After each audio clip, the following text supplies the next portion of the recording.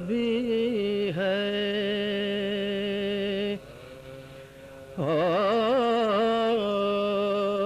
اور بادشاہ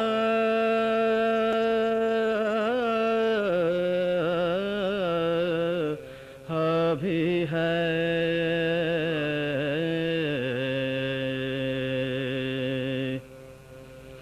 حسین شاہ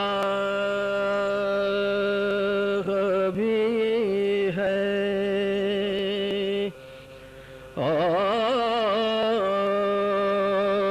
اور دی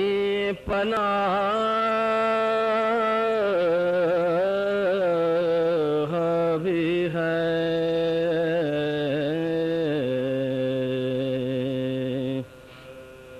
نہ کہ یزید کی بیعت کٹا دیا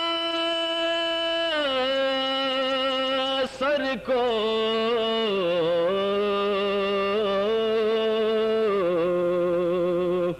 نہ کہ یزید کی بیعت کٹا دیا سر کو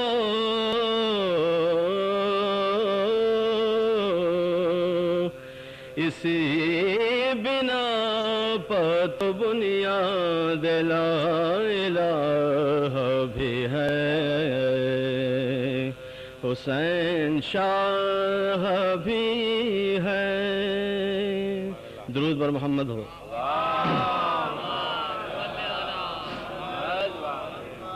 بار دیگر بآواز بلند صلوات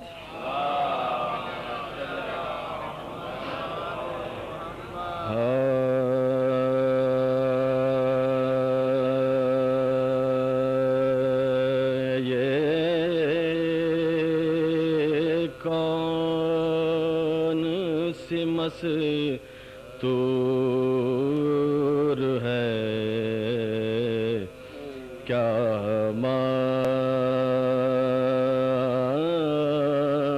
رہی ہے یہ کون سی مستور ہے کیا مانگ رہی ہے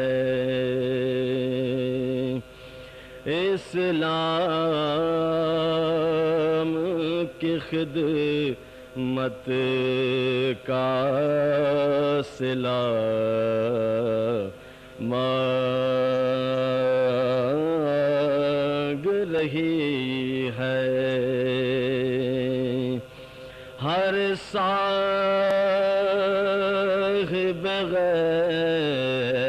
غیرت سے رضا مانگ رہی ہے ہر صاحب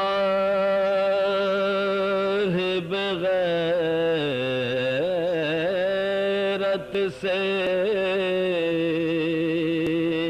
رضا مانگ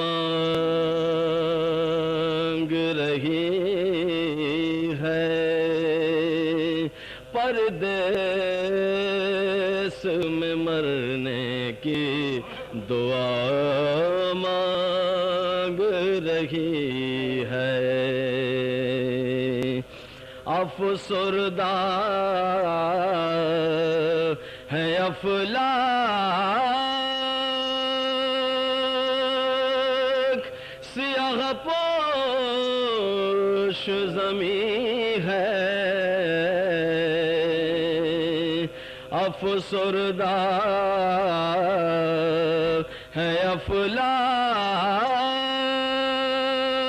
افلاک سیاہ پوش زمین ہے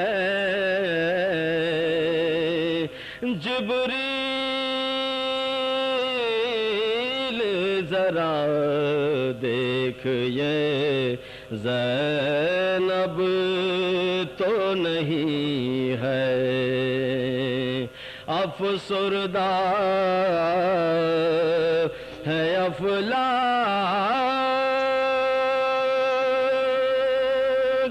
سیاہ پوش زمین ہے، جبریل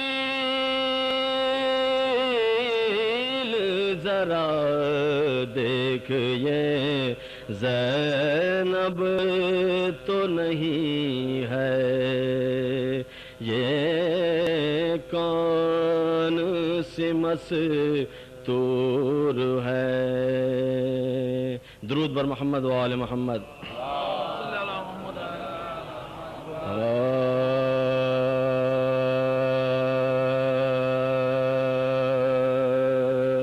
بغار سن لے زمانہ، حسین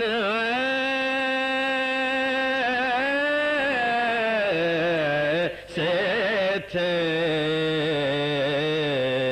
بغار سن لے زمانہ، حسین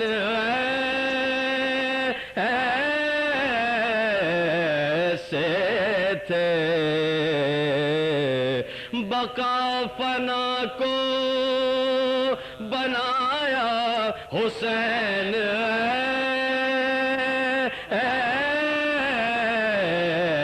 سے تھے، بغار سن لے زمانہ،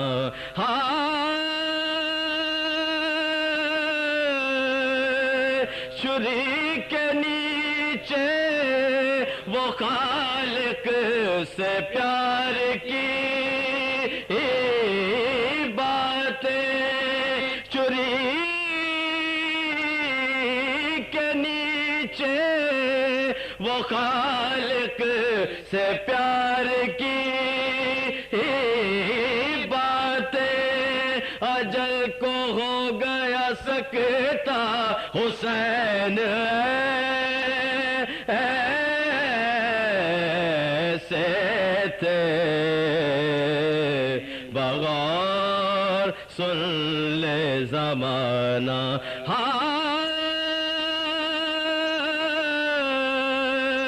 سپاہ شام شجاعت کا لوہا مان گئی، سپاہ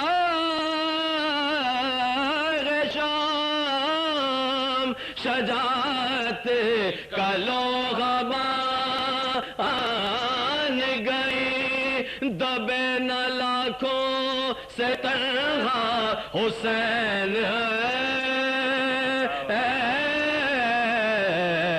سے تھے، بغار سن لے زمانہ،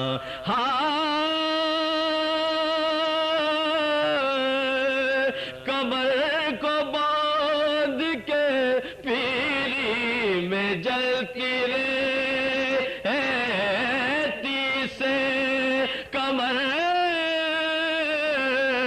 کو باندھ کے پیری میں جلتی رہتی سے، اٹھایا بیٹے کلاشا حسین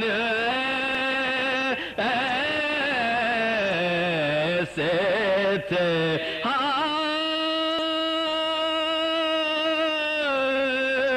جوان کی لاش اٹھائی بنائی قبر صغیر، جوان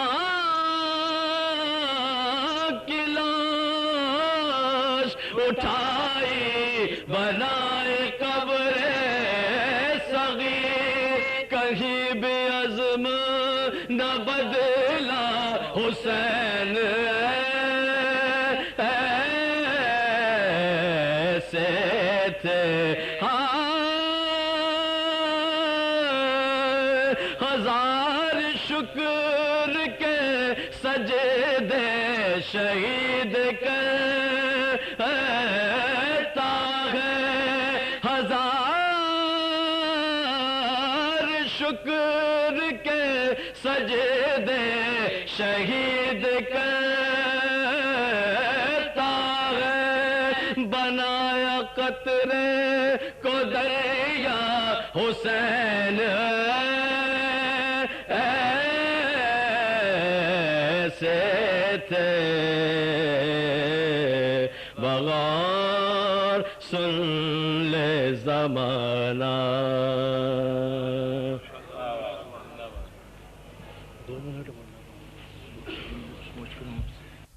السميع العليم من الشيطان اللعين الرجيم بسم الله الرحمن الرحيم الحمد لله رب العالمين الصلاة والسلام على أشرف الأنبياء والمرسلين وعلى آله وعترته وأهل بيته الطيبين الطاهرين المعصومين صلوات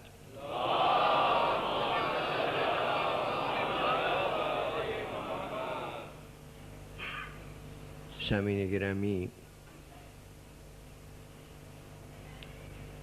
آج ہم کربلا کے شہیدوں کا چہلم منا رہے ہیں۔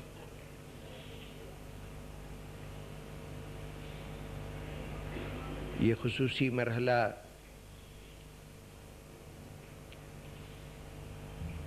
یہ موقع، یہ مجلس اور اس کا نام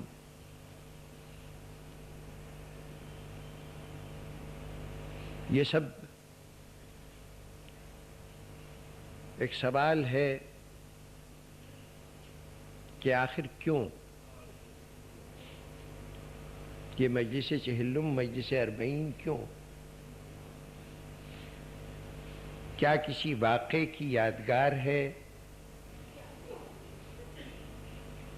یا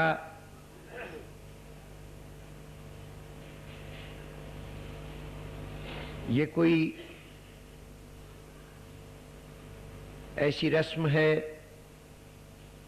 کہ جس کا ادا ہونا ضروری ہے؟ کیا سبب ہے اس خصوصی مجلس کا؟ تو یہ مجلس کسی واقعے کی یادگار نہیں، اس لیے کہ جس دن امام حسین علیہ السلام کا چہلم ہونا تھا، جس دن اربعین ہونا تھا، اس دن اربعین تو بڑی دور کی بات ہے، ہمیں یہ بھی نہیں معلوم کہ اہل حرم کا قافلہ کس حال میں تھا۔ خدا جانے اس دن حسین کا چہلم منانے والے کوفے کے قید خانے میں تھے، کوفے سے دمشق کی راہ میں تھے، یا دمشق کے قید خانے میں تھے، ہمیں نہیں معلوم۔ اس لیے یہ کسی واقعے کی یادگار تو نہیں۔ پھر یہ چہلم کیوں؟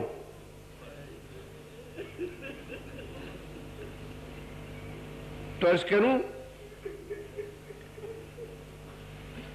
کہ اس چہلم کا ایک سبب تو یہ ہے کہ جب ہم فرش ازاں پر اپنی موجودگی کا تجزیہ کرنے لگیں کہ آخر کیوں ہوتی ہے عزاداری، تو اس سوال کا فوراً جواب دینا ایک جملے میں بڑا مشکل ہے، اس لیے کہ عزاداری کی بہت سی جہتیں، بہت سے مقاصد، بہت سے جذبے ہیں جو عزاداری کی تشکیل کرتے ہیں۔ کوئی پوچھے کہ آپ کھانا کیوں کھاتے ہیں تو کہہ دوں گا کہ بھوک لگتی ہے۔ پانی کیوں پیتے ہو؟ پیاس لگتی ہے۔ اس شخص کو برا بھلا کیوں کہہ رہے ہو؟ غصہ آ گیا تھا۔ اس شخص کے لیے اتنے ہمدردانہ جذبات کیوں ہیں؟ محبت ہے۔ ایک لفظ میں عمل کی توجیہ ہو سکتی ہے، لیکن اگر کوئی پوچھے کہ عزاداری کیوں کرتے ہو، تو کون سا ایک لفظ ہے جس میں جواب دیا جائے؟ اس لیے کہ عزاداری کسی ایک جذبے سے وجود میں نہیں آتی۔ ایک طرف حسین کی عظمتوں سے ہماری عقیدت ہے، وہ بھی ایک جذبہ ہے عزاداری کے پس منظر میں۔ پھر حسین کے احسانات سے ہماری گردن جھکی ہوئی ہے، جذبہ احسان مندی بھی ہے ہماری عزاداری میں۔ پھر ہم جانتے ہیں کہ راہ خدا کے شہیدوں کا تذکرہ، حسین اور حسین کے ساتھیوں کا تذکرہ، حق کی بقا کے لیے جان دینے والوں کا تذکرہ عبادت بھی ہے، اس لیے عبادت کا جذبہ بھی موجود ہے عزاداری میں۔ ہم اس کے علاوہ ہمارے دل میں حسین کے لیے ایک جذبہ محبت بھی ہے، جذبہ مودت بھی ہے، وہ بھی عزاداری کی بنیاد ہے۔ تو اب اس میں سے ہر جذبہ عزاداری میں اپنا اپنا حصہ شامل کرتا جاتا ہے۔ جہاں تک عقیدت کا جذبہ ہے، وہ ہمارے اس احترام کی صورت میں نظر آتا ہے کہ جو عزاداری کے سلسلے کی تمام چیزوں کے لیے ہمارے رویے میں جھلکتا ہے۔ یہ تمام شبیہیں، یہ مقام، یہاں پہ بیٹھنا، یہاں پہ آتے ہوئے لباس کا پاکیزہ کرنا، اپنے آپ کو حتی الامکان باوضو رکھنے کی کوشش کرنا، یہ سب کیا ہے؟ یہ احترام کا اظہار ہے حسین کی عقیدت میں۔ پھر اس کے ساتھ جو تقدس کا جذبہ ہے، جو تقدس کی کیفیت ہے، ایک روحانیت پائی جاتی ہے اس محفل میں۔ وہ روحانیت عطا ہے اس جذبہ عبادت کی جس کے تحت ہم یہاں پہ جمع ہوئے ہیں۔ ہم جو حسین کی قربانیوں کا تذکرہ کرتے ہیں، حسین کے ان زحمتوں اور تکالیف اور مصائب کا بیان کرتے ہیں جو حسین نے راہ خدا میں برداشت کی، وہ در حقیقت ہمارے احسان مندی کے جذبے کے تحت پیدا ہونے والے جذبہ تشکر کا اظہار ہے کہ حسین، تو نے ہمارے دین کو بچانے کے لیے، ہمیں صراط مستقیم پر ثابت قدم رکھنے کے لیے اور ہمیں جنت کی منزل تک پہنچانے کے لیے خود کتنی زحمتیں اٹھائی ہیں، اس کا شکریہ ادا کر رہے ہیں۔ اور یہاں پر جذبہ محبت ایک عجیب رنگ دکھاتا ہے۔ عزاداری میں اور باتیں تو اور جذبوں کی مظہر ہیں، لیکن جذبہ محبت جب چھلکتا ہے تو یہ عزاداری صرف ان باتوں کا تذکرے پر مشتمل نہیں رہ جاتی کہ جنہیں نگاہوں نے دیکھا یا کانوں نے سنا، بلکہ یہ ان احساسات کی ترجمان بھی بن جاتی ہے جو دلوں نے محسوس کیا۔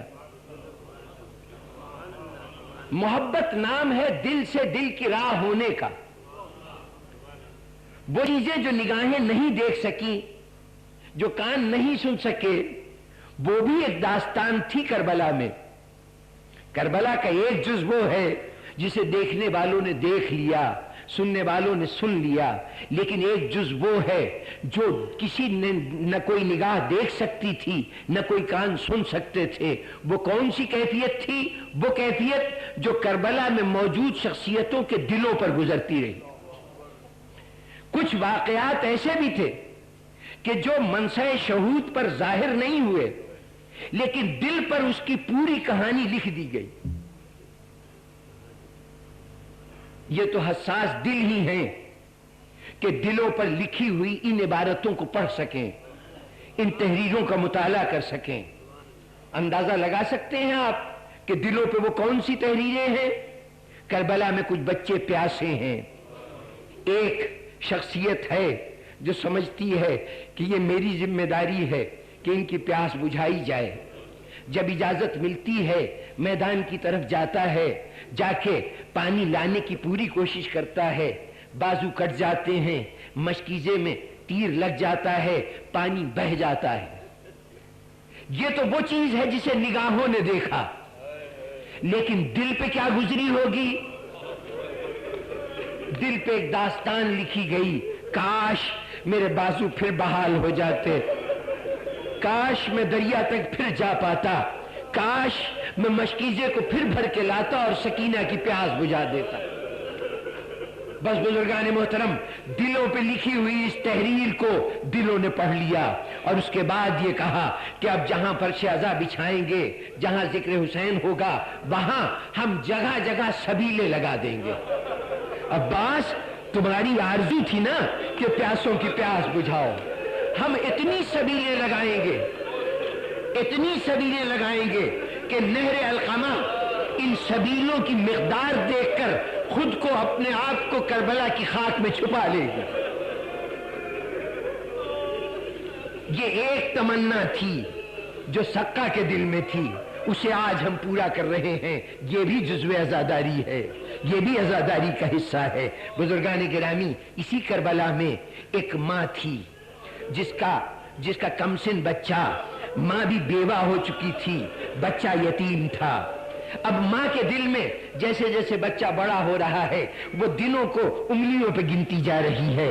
12 سال کا ہو گیا، 13 سال کا ہو گیا، ابھی نہ معلوم مجھے کتنی محنت کرنی پڑے گی اپنے شوہر کی غیر موجودگی میں۔ یہ بچہ جوان ہو جائے گا، خدا کرے جلدی جوان ہو جائے۔ جب جوان ہو جائے گا، اس کے سر پہ صحرا باندھوں گی، اس کی شادی کر دوں گی، اس کی ذمہ داری سے سبکدوش ہو جاؤں گی۔ کربلا میں یہ تمام تمنائیں لے کے آنے والی ماں، اس نے دیکھا کہ وہ جس کے دولہا بنانے کی آرزو تھی، وہ میدان سے میں دولہا تو بنا، لیکن انداز جداگانہ تھا، جسم ٹکڑے ٹکڑے ہو گئے تھے۔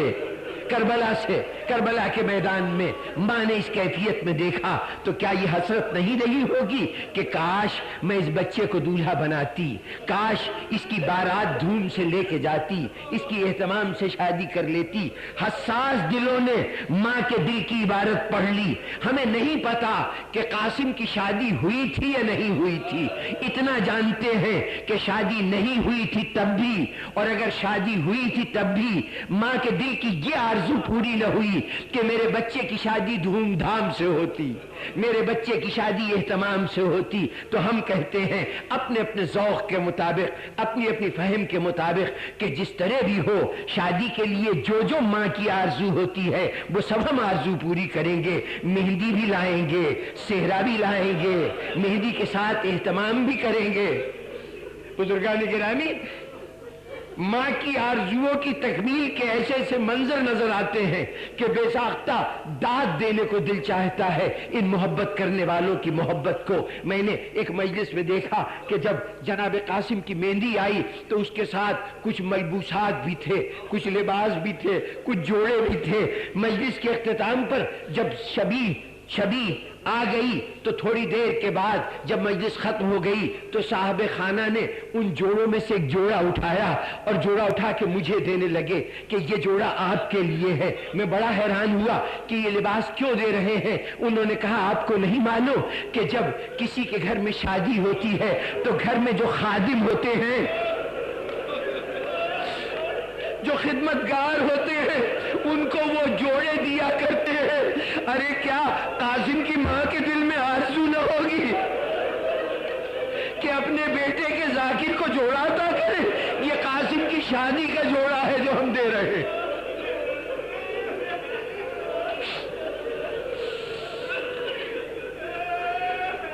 ماں کی حسرت ناکام ہے جو آج مہندی میں ڈھل گئی، جو آج شیرے میں ڈھل گئی، جو آج قاسم کے شادی کے تذکرے میں ڈھل گئی۔ بزرگان گرامی، اسی کربلا میں ایک علمدار تھا، علم لے کے میدان میں گیا تھا۔ اس علم کو سربلند رکھنے کے لیے اس کا ایک بازو کٹا، اس نے دوسرے بازو میں علم تھام لیا تھا، دوسرا بازو کٹا، علم گر گیا۔ یہاں تک تو نگاہوں نے دیکھا، لیکن دل نے محسوس کیا کہ جس نے کٹے ہوئے بازو کو گرنے دیا تھا لیکن علم کو نہیں گرنے دیا تھا. اس کے دل میں کتنی تمنا ہوگی کہ یہ علم سربلند رہے. تو اب عزادار نے کیا کیا؟ جگہ جگہ اپنے مکانوں پر، اپنے عزا خانوں پر، اپنے ممبروں پر، ہر جگہ عباس کا علم نصب کر دیا. مولا ہم آپ کے علم کو قیامت تک گرنے نہیں دیں گے، ہم آپ کے علم کو قیامت تک گرنے نہیں دیں گے. یہ علم سربلند رہے گا، یہ علم اونچا رہے گا. اگر کربلا میں ایک بیٹے کے دل میں یہ حسرت تھی کہ بابا کا جنازہ بے گور و کفن پڑا ہوا ہے، میرے پاس نہ دینے کے لیے کفن ہے، نہ دفن کرنے کے لیے آزاد ہاتھ ہیں، کفن دوں تو کیسے دوں، بہنوں اور پھوپھیوں کے سر پہ چادر تک نہیں ہے، اور دفن کروں تو کیسے کروں، ہاتھ رسیوں میں جکڑے ہوئے ہیں، خاک بھی نہیں ڈال سکتا.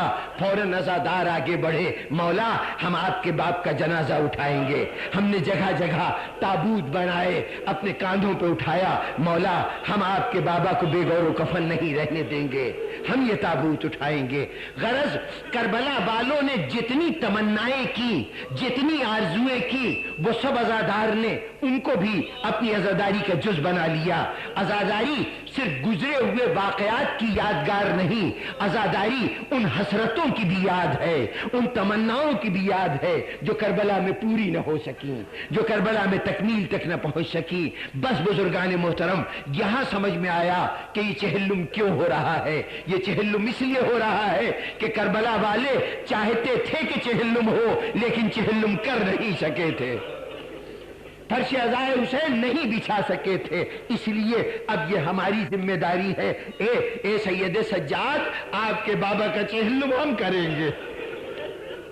اے زینب، اگر آپ کو زمانے نے بھائی کے لاشے پہ رونے نہیں دیا، بھائی کا چہلم نہیں کرنے دیا، تو ہم پر شہزا بچھائیں گے. ہم جگہ جگہ حسین کا چہلم کریں گے، اس شان سے کریں گے کہ دنیا میں کسی قوم میں، کسی دور میں کوئی ایسا مرنے والا نہیں رہا جس کا چہلم اس اہتمام سے دنیا کے اندر کیا جاتا ہو، اس شان سے دنیا میں کیا جاتا ہو. یہ سبب ہے اس چہلم کا. ایک سبب کیوں چہلم ہو رہا ہے، اس لیے کہ کربلا والوں کے دل میں یہ آرزو تھی کہ کاش ہم حسین کی فرش عزا بچھاتے، کاش ہم حسین کا چہلم کرتے. اور بزرگان گرامی، اس چہلم کے انعقاد کا ایک اور سبب ہے. یہ چہلم تعزیتی جلسہ نہیں ہے، یہ چہلم تعزیتی جلسہ نہیں ہے. یہ تعزیت کے لیے لوگ نہیں آئے، اس لیے کہ تعزیت کے لیے تو وہاں جایا جاتا ہے نا جہاں مقتول، جہاں مرحوم کے عزیز و لواحقین ہو. یہ کیا کہ ہر گھر میں فرش عزا بچ گئی، ہر عزا خانے میں فرش عزا بچ گئی. اس کا مطلب ہے یہ تعزیت دی نہیں جا رہی، ہم تو خود تعزیت لینے کے لیے جمع ہوئے ہیں، ہم زمانے کے سامنے سوگوار کی حیثیت سے جمع ہوئے ہیں. یہ تعزیتی جلسہ نہیں ہے، تعزیتی تقریبات اس سے مختلف ہوتی ہیں. یہ کیا ہے؟ اگر لفظ استعمال کروں گا تو چونک پڑیں گے ذہن. یہ جشن ہے حسین کی فتح کا، یہ جشن ہے حسین کی فتح کا. روتی ہوئی آنکھوں، ماتم کرتے ہوئے ہاتھوں کے ساتھ جو تقریب منعقد ہو رہی ہو، اس کو جشن کہنا بڑا عجیب لگے گا، ذہنوں کو جھٹکا لگے گا کہ ہم فرش عزا پہ بیٹھے ہوئے سوگواروں کے اس اجتماع کو جشن قرار دے رہے ہیں. لیکن یاد رکھیے یہ شہیدوں کے فتح کا جشن ہے. اور شہادت ایک ایسی چیز ہے کہ اس کے اندر، اس کی لغت میں لفظوں کے معنی بدل جاتے ہیں. شہادت لفظوں کے معنی بدل دیتی ہے. جو عام زندگی میں جو چیز موت کہلاتی ہے، حد شہادت میں داخل ہوتی ہے تو زندگی بن جاتی ہے. جو چیز عام حالت میں نجاست کہلاتی ہے، نجس عین کہلاتی ہے، جسم سے بہنے والا لہو، یہی اگر شہید کے جسم سے بہے تو اگر زمین پہ گرے تو زمین اتنا پاک لہو ہوتا ہے کہ جس خاک پہ گرے خاک کھا کے پاک بن جاتی ہے. لفظوں کے معنی بدل جاتے ہیں. بس یہ شہید کی فتح ہے جس کا جشن اس انداز سے منایا جاتا ہے. بزرگان گرامی، جو محسن ہوتے ہیں، جو احسان کرتے ہیں، اور احسان بھی قربانیوں کے ساتھ احسان کریں، ان کی کامیابی کا جشن اسی انداز سے منایا جاتا ہے. جن ملکوں میں اگر کبھی جنگ کا سابقہ ہوا ہو، انجام میں فتح یاب ہوئے ہوں، تو فتح کا جشن مناتے ہیں تو کیسے مناتے ہیں؟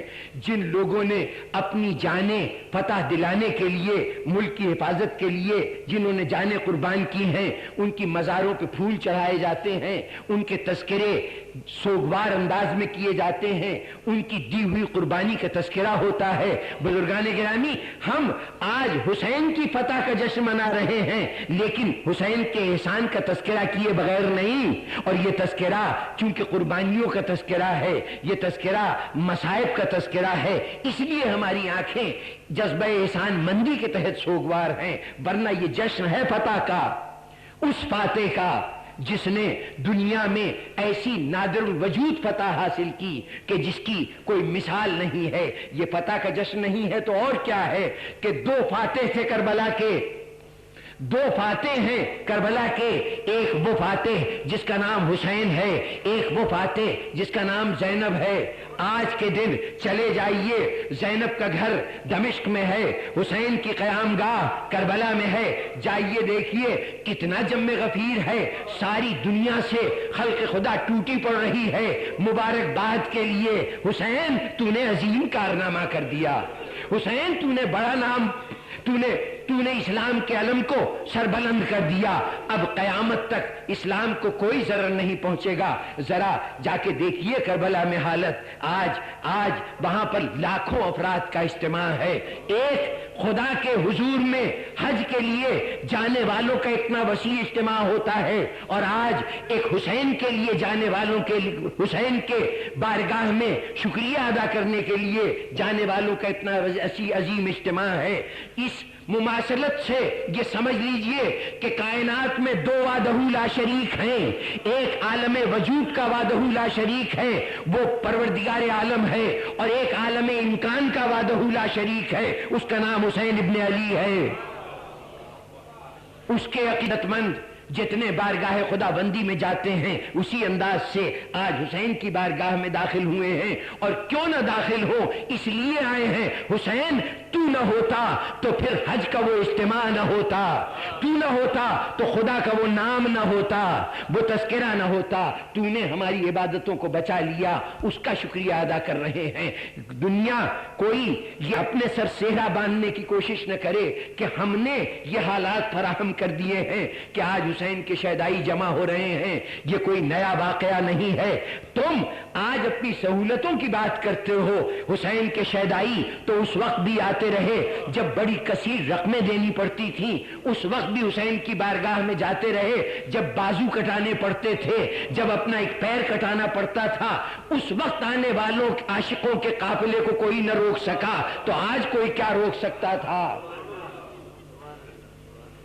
آج حسین کے ہاں جو اجتماع ہے، یہ اجتماع تاریخ کا ایک تسلسل ہے، یہ وقت جیسے جیسے آگے بڑھتا جائے گا حسین کی بارگاہ میں شکریہ ادا کرنے والوں کا ہجوم بھی بڑھتا جائے گا، اس لیے کہ دنیا دیکھ رہی ہے کہ حسین نے کتنا بڑا احسان کیا ہے، اس لیے کہ دنیا دیکھ رہی ہے کہ دنیا سے جب رسول نے آنکھیں بند کی تھی تو 50 سال کے اندر اندر ملت اسلامیہ کس مقام پر پہنچ گئی تھی۔ 50 سال کا مختصر عرصہ ہے بعد رسول فقط 50 سال کا زمانہ گزرا ہے، اور کیفیت یہ ہے کہ ایک شخص جو فاسق و فاجر ہے، جو حلال و حرام میں امتیاز نہیں رکھتا، جو شریعت محمدی کا مذاق اڑاتا ہے، وہ شخص کہہ رہا ہے میں نائب رسول ہوں، میں جانشین رسول ہوں، میں مسند رسول پر بیٹھنے کا حق رکھتا ہوں۔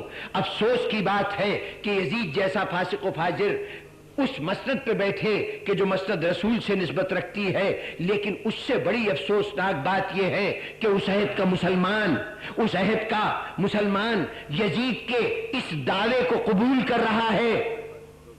اس وقت کا مسلمان یہ مان رہا ہے، یزید کہہ رہا ہے میں امیر المومنین ہوں، اور دنیا کہہ رہی ہے ہاں تو امیر المومنین ہے۔ وہ کہہ رہا ہے میں نائب رسول ہوں، دنیا کہہ رہی ہے کہ ہاں تو نائب رسول ہے۔ یہ سب تو حیرت انگیز ہے ہی، لیکن زیادہ حیرت کی بات ہے جب آپ یہ دیکھیے کہ وہ دنیا کون سی ہے، جو یزید کو امیر المومنین مان رہی ہے، جو یزید کو وسیع رسول مان رہی ہے، وہ کون لوگ ہیں؟ تو غور سے دیکھیے گا تو اس میں جلیل القدر صحابی نظر آئیں گے، اس میں حافظان قرآن نظر آئیں گے، اس میں محدثین نظر آئیں گے۔ اسلامی معاشرہ اس وقت کن لوگوں کا معاشرہ تھا؟ صحابہ کا معاشرہ یا زیادہ سے زیادہ تابعین کا معاشرہ؟ جو افضل ترین انسانوں کا معاشرہ ہے، وہ پورا معاشرہ یزید کہہ رہا ہے اپنے فسق و فجور کے ساتھ، اپنے گنہگار وجود کے ساتھ کہہ رہا ہے کہ میں نائب رسول ہوں، میں امیر المومنین ہوں، اور یہ دنیا کے بہترین انسان جنہیں دنیا صحابی رسول اور تابعی کی حیثیت سے جانتی ہے، یہ سب کے سب یزید کے اس دعوے کو قبول کر رہے ہیں۔ ذرا غور فرمائیے کتنا انحطاط ہے، زوال کی کون سی منزل ہے جہاں پہ اسلامی معاشرہ 50 سال میں پہنچ چکا ہے، اور وہ 50 سال کا عرصہ ایک طرف اور اس کے بعد 1350 سال کا عرصہ ایک طرف۔ 50 سال جو عہد رسالت کے بعد گزرے اور اس کے بعد کربلا وقوع پذیر ہوئی، کربلا کے بعد 1350 سال گزرے، اس 1350 سال کے بعد آج کیا کیفیت ہے؟ آج تخت پر کوئی یزید نما شخص امیر المومنین ہونے کے دعوے کا تصور بھی نہیں کر سکتا۔ اس کا تصور تو بڑی دور کی بات ہے۔ اگر کہیں نماز کے لیے جماعت کھڑی ہو رہی ہو، پیش امام کی ضرورت ہو، کوئی شخص آگے بڑھے جس کی شخصیت میں فقط یزیدیت سے تعلق رکھنے والی کوئی ایک صفت پائی جاتی ہو، کوئی ایسا شخص آگے بڑھے جو وہ کھاتا پیتا ہو جو یزید کھاتا پیتا تھا، یا وہ عمل کرتا ہو جو یزید عمل کرتا تھا، یزیدیت کی ایک رمق موجود ہو، اور وہ کہے کہ آؤ میں تمہاری جماعت کا امام بنتا ہوں، میں تمہاری نماز کا امیر بنتا ہوں، تو مسلمان اس کی امامت کو قبول کرنے کے لیے تیار نہیں ہوگا۔ آج کربلا کے 1350 سال کے بعد مسلمان دین کے معاملے میں اتنا حساس ہے، اتنا غیرت مند ہے کہ یزید کی صفت رکھنے والے شخص کی امامت کو بھی قبول کرنے کے لیے تیار نہیں، اور رسول کے 50 سال کے بعد مسلمان اتنا بے حس ہو چکا ہے کہ وہ یزید جیسے کو امیر المومنین مان رہا ہے۔ بتائیے یہ انقلاب کیسے برپا ہو گیا؟ کیوں نہ آج ملت اسلامیہ حسین کی بارگاہ میں شکریہ ادا کرے؟ جو احسان شناس ہے وہ ضرور شکریہ ادا کرے گا۔ حسین تو نے ہمیں غیرت عطا کی ہے، تو نے ہمیں حصے ایمانی عطا کی ہے، تو نے ہمیں دین کی پہچان عطا کی ہے، تو نے ہمیں ظلم سے نفرت کرنے کا سبق سکھایا ہے، تو نے ہمیں فسق و فجور سے دور رہنے کا درس دیا ہے۔ حسین آج یہ تیرے سبق ہماری زندگی کے روشن چراغ ہیں، راہ حیات کو منور کرنے والی مشعلیں ہیں۔ تو حسین ہم تیری بارگاہ میں شکریہ ادا کرتے ہیں۔ شرط یہ ہے ہر مومن، ہر مسلمان شکریہ ادا کرے گا، ہر وہ جو انسانیت کی رمق رکھتا ہے وہ شکریہ ادا کرے گا، ہر وہ جو شرافت کی کوئی جز رکھتا ہے وہ شکریہ ادا کرے گا، لیکن اس شرط کے ساتھ کہ اس کے اندر انسانیت پائی جائے۔ اگر اس میں انسانیت نہیں ہوگی، احسان شناسی نہیں ہوگی، احسان فراموش ہوگا، تو اس کی زبان پہ حرف شکریہ نہیں آئے گا۔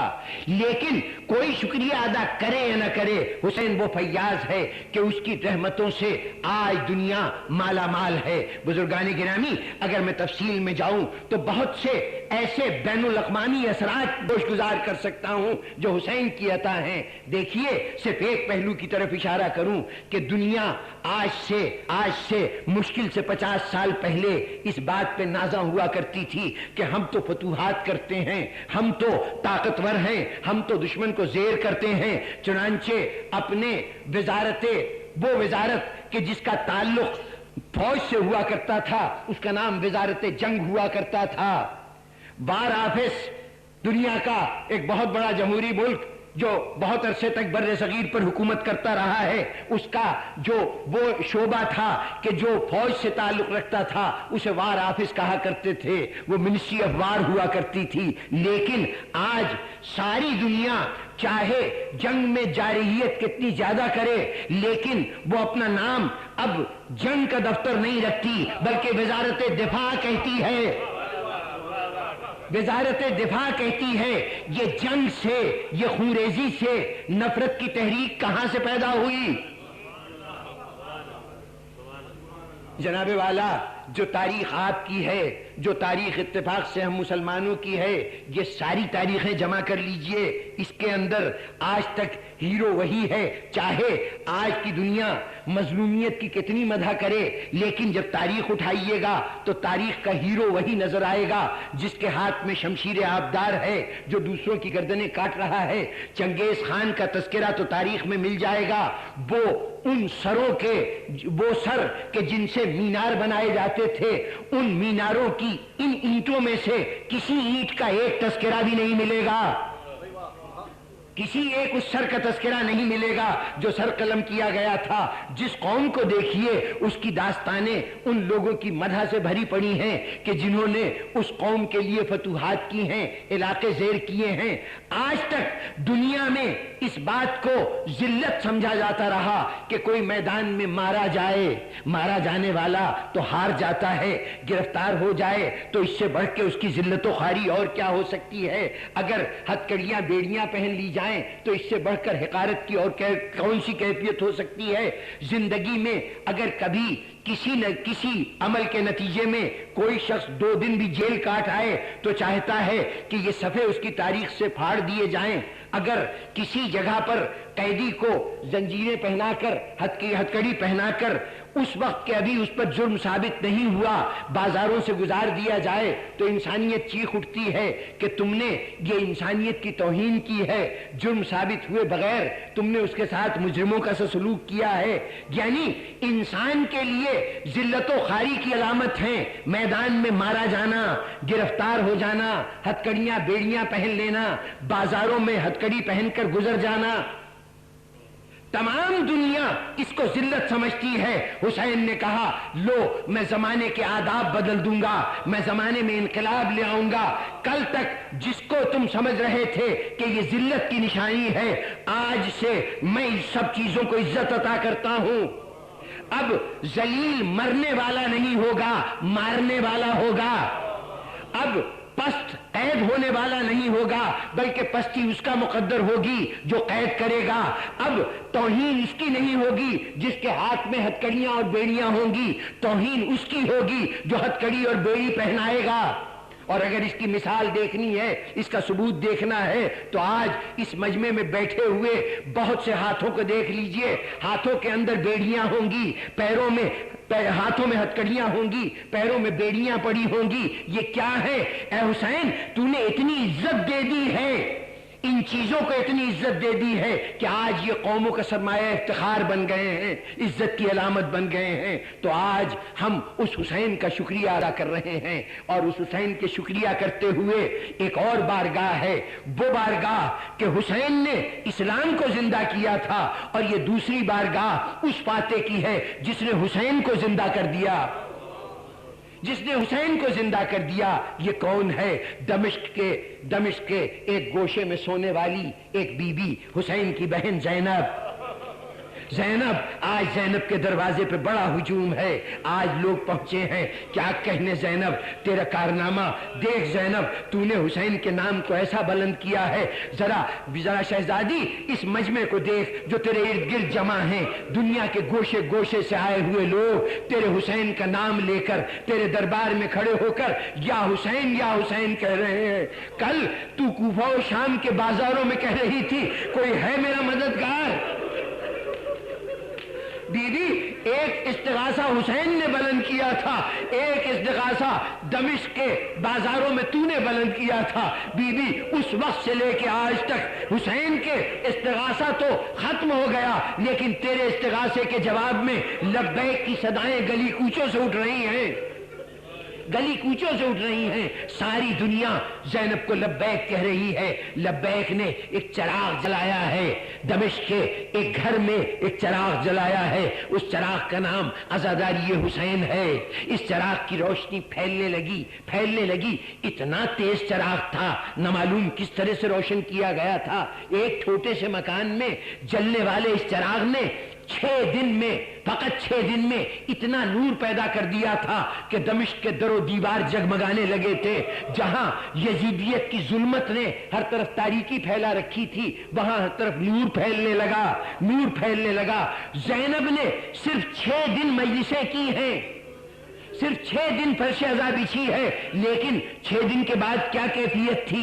یزید کو اس کے خبردار خبر دے رہے تھے، اس کے جاسوس اطلاع دے رہے تھے، یزید تو نے یہ کیا کر دیا؟ ارے قیدی زینب تیرے لیے کوئی مسئلہ نہیں تھی، یہ زینب جسے تو نے رونے کی اجازت دی ہے، اس نے تو آگ لگا دی ہے تیرے شہر میں. شوہر جب گھروں میں جاتے ہیں تو بیویاں کہتی ہیں اے بے غیرتو اب تمہاری شرم و حیا کہاں گئی؟ تم تو اپنے ناموس کے لیے جان دینے کی باتیں کرتے ہو اور رسول کے ناموس کو بازاروں میں گھماتے رہے.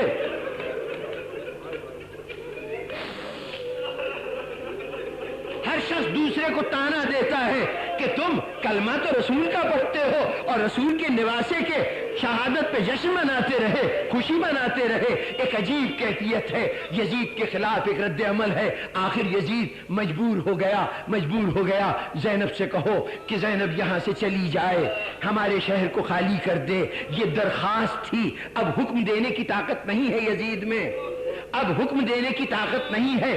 یزید کی ساری طاقتوں کو خاک میں ملا دیا ہے زینب نے. یزید نے درخواست کی ہے سید سجاد پھوپھی سے کہیے کہ یہاں سے چلی جائیں، اپنے وطن چلی جائیں. زینب تک پیغام پہنچا، کہا اچھا یزید یہ نہ کہے کہ ہم اس کے ہاتھوں اٹھائے ہوئے ظلم کے نتیجے میں اپنی عطا و بخشش کو بھول گئے. جاؤ ہم یزید کو یہ عطا کرتے ہیں کہ ہم یہ شہر چھوڑ دیتے ہیں. مہربانی تھی نا یزید کے حال پہ، ہم مہربانی کرتے ہیں، ہم چھوڑ دیتے ہیں. لیکن یزید یہ نہ سمجھنا کہ ہمارے چھوڑ دینے کے بعد تو دوبارہ دمشق پہ تصرف کر سکے گا. یہ ہماری فتح ہے، یہ ہماری فتح ہے. ہمارا فاتح اگر دریا کے کنارے پر جاتا ہے، اس کے بازو کٹ جاتے ہیں، سر میں گرز لگ جاتا ہے، زندگی باقی نہیں رہتی. اس کے باوجود کوئی اس کی فتح کو شکست سے بدل نہ سکا، کوئی اس کے چھینے ہوئے فرات کے کنارے کو اس سے واپس نہ لے سکا. تو ہماری فتح تو یوں ہوتی ہے، اے یزید ہم نے یہ شہر تو فتح کر لیا ہے، لیکن اس طرح سے اب ہم شہر سے جا تو رہے ہیں، لیکن اس طرح سے جا رہے ہیں کہ اس شہر میں اپنا گورنر نامزد کر کے جاؤں گی، اپنا جانشین چھوڑ کے جاؤں گی. زینب کس کو جانشین بناؤ گی؟ دیکھا نہیں وہ قید خانے میں ایک چھوٹی سی قبر ہے،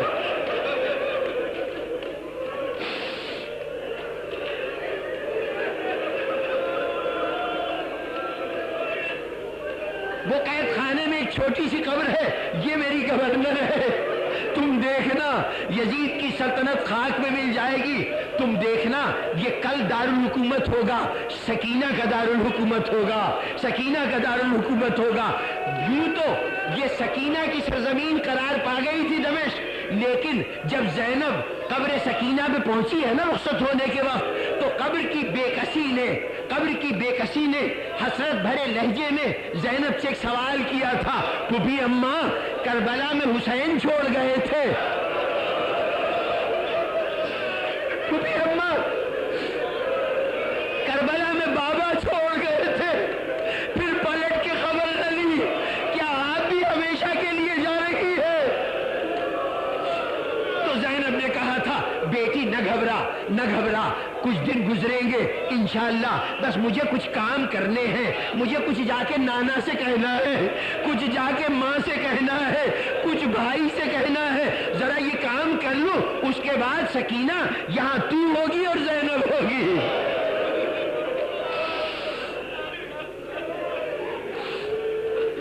بزرگان گرامی ابھی منزل دور ہے، آج چہلم ہے، یہ قاعدے سے الوداعی مجلس ہے. آج زینب کا وہ دائرہ عمل، دائرہ جہاد مکمل ہو گیا.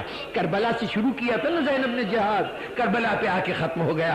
تو ذرا آج جی بھر کے ہم لوگ پرسہ دے لیں، زینب کو پرسہ دے لیں. تو بزرگان گرامی زینب نے چلنے کا ارادہ کیا، ابھی چلنے کا ارادہ کر رہی تھی، دمشق کی عورتوں کو پتہ چلا زینب قید خانے میں گئی ہے.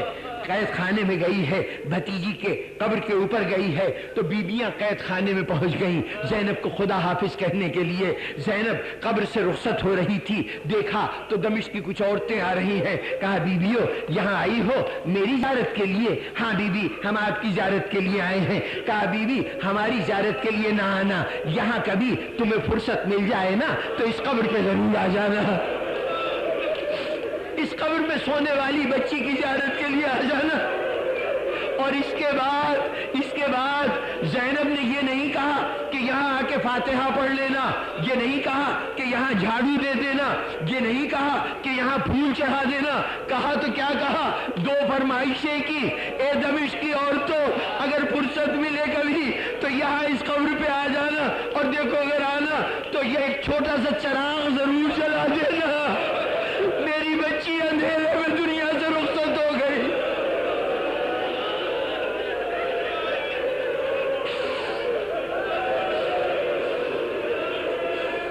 اور دوسری تمنا بیویو اگر آنا نا تو اتنا کرنا کہ اگر ہو سکے کسی برتن میں یا چلو میں چند قطرے پانی لے آنا، اس قبر پہ چھڑک دینا، میری بچی پیاسی دنیا سے رخصت ہو گئی۔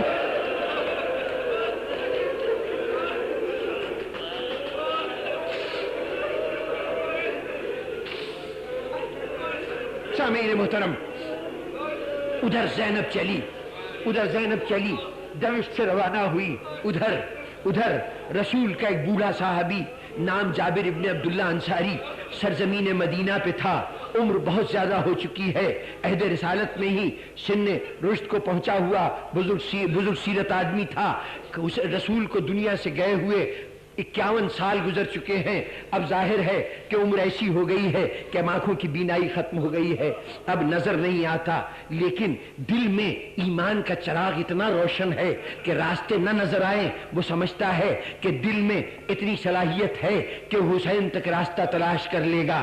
ایک مرتبہ ارادہ کیا کہ میں زیارت حسین کے لیے جاؤں گا۔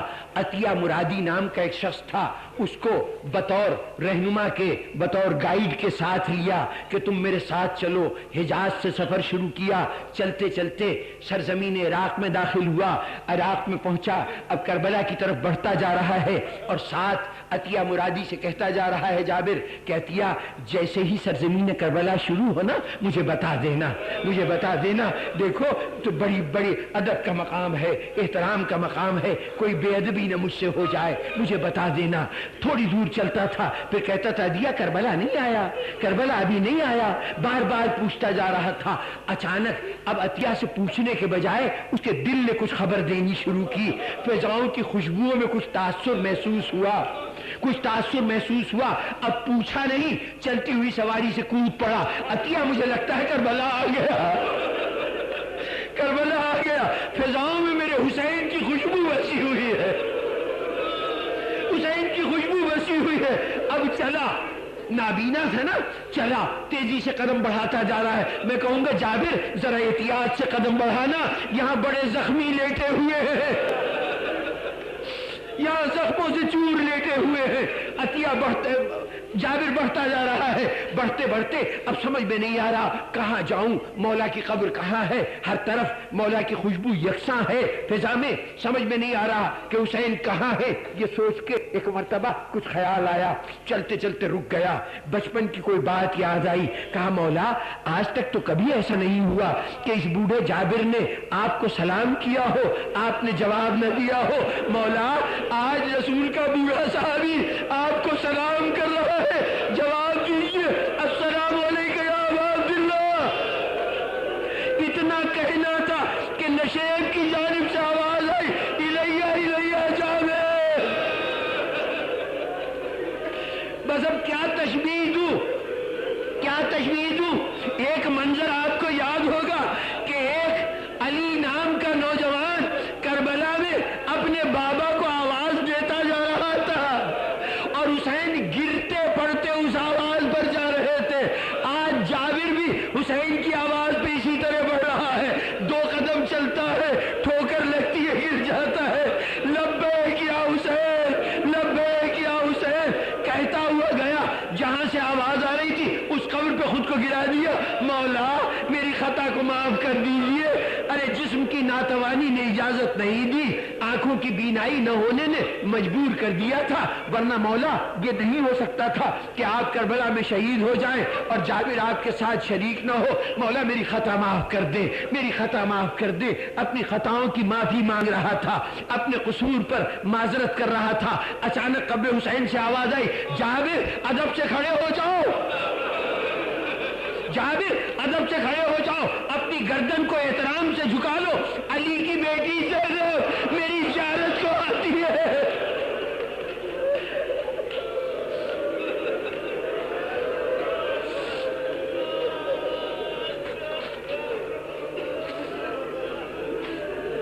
بس بزرگان محترم، چند جملوں کی زحمت اور ہے، علی کی بیٹی زینب میری زیارت کو آتی ہے، یہ سننا تھا۔ پوچھا عطیہ مرادی سے، عطیہ ذرا بتا تو صحیح کوئی قافلہ آ رہا ہے کیا؟ کہا قافلہ تو نہیں ہے، مشکل سے 3 اونٹ ہے، اس پہ کچھ بیویاں بیٹھی ہیں۔ ابھی اتنا کہا تھا کہ بیویوں نے خود کو اونٹ سے گرانا شروع کیا، آواز دیتی جاتی ہے، واہ محمدہ، واہ علیہ، واہ حسینہ، روتی ہوئی بیویاں آئی، خود کو آ کے قبروں پہ گرا دیا، کوئی ایک قبر سے لپٹ گئی، بیٹا علی اکبر تجھے ماں کے پردے کا بڑا خیال تھا، بیٹا میں بازاروں میں پھرائی گئی، درباروں میں لے جائی گئی۔ زینب آگے بڑھی، جا کے حسین کی قبر پہ گزر گئی، بھیا زینب تیرا کام کر آئی، تجھے فتح دلا آئی، تیرے نام کو قیامت تک باقی کرائی، لیکن بھیا بہن شرمندہ ہے، سفر کر کے آئی ہے، تیری امانت کو شام کے قید خانے میں چھوڑ آئی ہے۔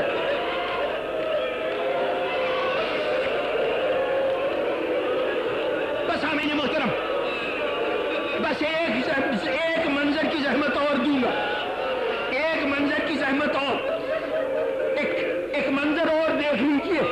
حسین جب کربلا سے رخصت ہوئے تھے، جب میدان میں جہاد کے لیے گئے تھے، زینب کو ذمہ داریاں سونپی تھی، تو اب زینب، ابھی تک زینب ایک عورت تھی، کمزور عورت، مصیبت پہ جو گھبرا جاتی ہو، جو موت کے تصور سے، بھائی کے موت کے تصور سے جس کو غش آ جاتا رہا ہو، وہ زینب۔ لیکن جب حسین نے کہا زینب اب اس قافلے کی سردار تم ہو، تو زینب صبر و استقامت میں حسین بن گئی، صبر و استقامت میں حسین بن گئی۔ چنانچہ بزرگان گرامی، اس سے پہلے کئی مرحلے ایسے ہیں، جب مکے سے رخصت ہو رہی تھی زینب، تو عبداللہ ابن عباس نے یہ کہا تھا کہ بچوں کو اور عورتوں کو نہ لے جائیں، تو زینب نے روتے ہوئے کہا تھا، چچا عبداللہ اگر یہ بات دوبارہ کہی تو زینب زندہ نہیں رہے گی۔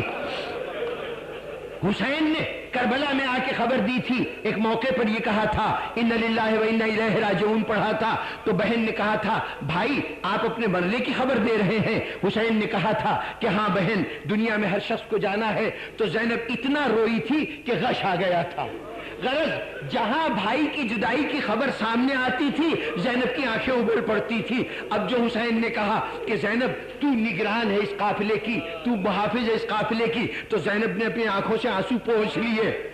اب درباروں میں جانا پڑا زینب کو، لیکن زینب نہیں روئی، بازاروں میں جانا پڑا نہیں روئی، بازاروں سے گزری نہیں روئی، بھائی کی قبر پہ آئی، سکینہ کے مرنے کی خبر سنائی، لیکن یہاں بھی زینب کی آنکھوں میں گریا نہیں ہے۔ زینب مدینے پہنچی، مدینے کے باہر قافلہ رکوا دیا کہ فاتح کا قافلہ ہے، دنیا سے کہو استقبال کے لیے آئے۔ زینب منہ چھپا کے نہیں داخل ہوگی، شکست کھا کے نہیں آئی ہے، فاتح ہے، اس لیے اہتمام سے استقبال ہو۔ مدینے والے استقبال کے لیے آئے، ان آنے والوں میں فاطمہ صغرا بھی تھی، ان آنے والوں میں عباس کی ماں ام البنین بھی تھی، اور ان آنے والوں میں زینب کا ایک بھائی محمد حنفیہ بھی تھا، محمد حنفیہ بھی تھا۔ جو بہن اپنے بھائیوں سے بچھڑ گئی ہو، جس کے 6 بھائی کربلا میں مارے گئے ہو، اس بہن کے لیے بھائی کا ملنا کتنا بڑا واقعہ ہوگا۔ دل تو چاہتا ہوگا کہ بھائی بہن مل کے کچھ دیر حسین کا پرسہ ایک دوسرے کو دیں، لیکن زینب نے کہا بھائی محمد حنفیہ ہٹ جاؤ، ابھی مجھے بہت سے کام کرنے ہیں۔ ایک مرتبہ روضہ رسول پہ پہنچی، نانا زینب آ گئی ہے، سفر سے آئی ہے، ایک خبر لے کے آئی ہے،